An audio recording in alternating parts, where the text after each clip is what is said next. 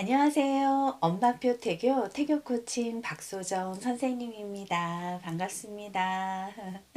오늘은 어머님들이 태교 교실에서 질문해 주시는 것 중에 하나, 선생님 아가 그 스킨케어 제품이라든지 세제라든지 선택을 할 때 어떤 제품이 좋아요? 추천해 주세요. 질문해 주시는 경우가 많아서 제가 언제까지나 제품을 추천해 드릴 수는 없어요. 일상적인 생활용품을 선택을 하실 때 기준점을 딱 가지시게 되면 그 기준점을 기준으로 해서 선택을 좀 하실 수 있지 않을까라는 생각에서 오늘 함께 해보려고 합니다. 우리 앞으로 이제 태어날 아가들은 0에서 6개월 정도까지는 혈내 장벽이라고 해서 혈내 장벽이 발달되어 있지 않아요. 이 혈내 장벽이라고 하는 것은 외부에서 피부를 통해서 뭔가 딱 터치가 됐을 때 뇌가 이거는 유해해, 이거는 괜찮아 라고 하는 것들을 인지하지 못하고 그대로 받아들일 수밖에 없거든요. 그러니까 그만큼 조절 능력도 떨어진다는 거죠. 그래서 0에서 6개월 때 아가에 있어서 어머님들이 고민하고 좋은 제품을 선택할 수 있도록 노력하셔야 되는 게 어쩔 수 없는 엄마의 하나의 또 책임이기도 해요. 쉽지 않죠. 그러니까 임신하셨을 때 지금 어머님들이 좀 열심히 선택하고 어떤 제품이 좋을지에 대해서 알아두시는 게 굉장히 좋고 그 제품을 미리 체험해 보시는 게 되게 중요하다라고 제가 항상 강조드리고 있는 이유이기도 해요. 그래서 혈내장벽은 0에서 6개월 때까지는 발달이 되어져 있지 않아서 그 시기에 굉장히 중요하게 이제 어머님들이 선택을 해주셔야 되고 6개월 이후부터 서서히 이제 피부 장벽이 만들어지면서 조절하고 이렇게 방어할 수 있는 능력들이 돌이 돼서 이제 생겨나기 시작을 해요. 그러니까 1년 동안에는 참 중요한 시기예요. 아가들에 있어서 이 피부라고 하는 거는 뇌와 똑같다라고 생각하시면 되고 뇌와 바로 연결이 되어져 있어서 굉장히 우리 일상적인 생활용품들이 우리 아가에게 미치는 영향이 굉장히 크다라고 할 수가 있는 거죠. 그래서 이러한 생활용품들은 경피독이라고 하는 말 어머님들 들어보셨어요?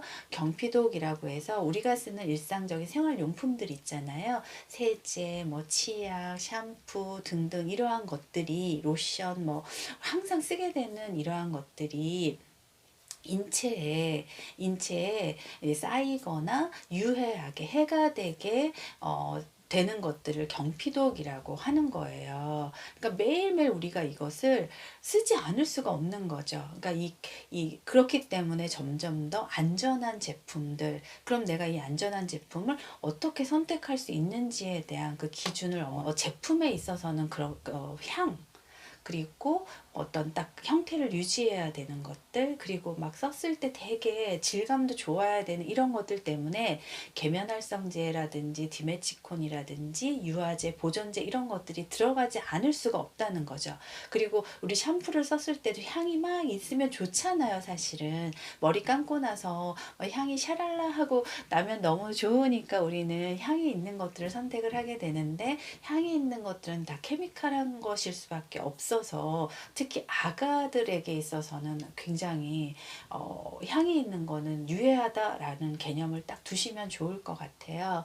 그러면 어머님들이 제품을 선택을 하실 때 어떻게 해야 되느냐, 이 성분을 따지셔야 되겠죠. 우선은 유화제, 보존제 이런 것들이 들어가져 있지 않는지, 뭐 예를 들면 구아디닌, 졸리논 뭐 이런 것들은 다 유화제, 보존제들이 들어가져 있는 성분이기 때문에 이런 성분이 있는지 없는지를 좀 잘 보시면 좋을 것 같고요. 그 다음에 디메치콘 함유되어져 있지 않아야 되고요. 계면활성제의 성분들이 들어가져 있지 않은 것들을 우선적으로 선택을 하셔야 되고, 그 다음 린스라든지 트리트먼트라든지 뭐 샤워젤 이런 것들은 다 조금 향이라든지 이런 것들이 섞여 있다 그러면 조금 유념해서 어머님들이 좀 구분을 하실 수 있으면 좋을 것 같아요.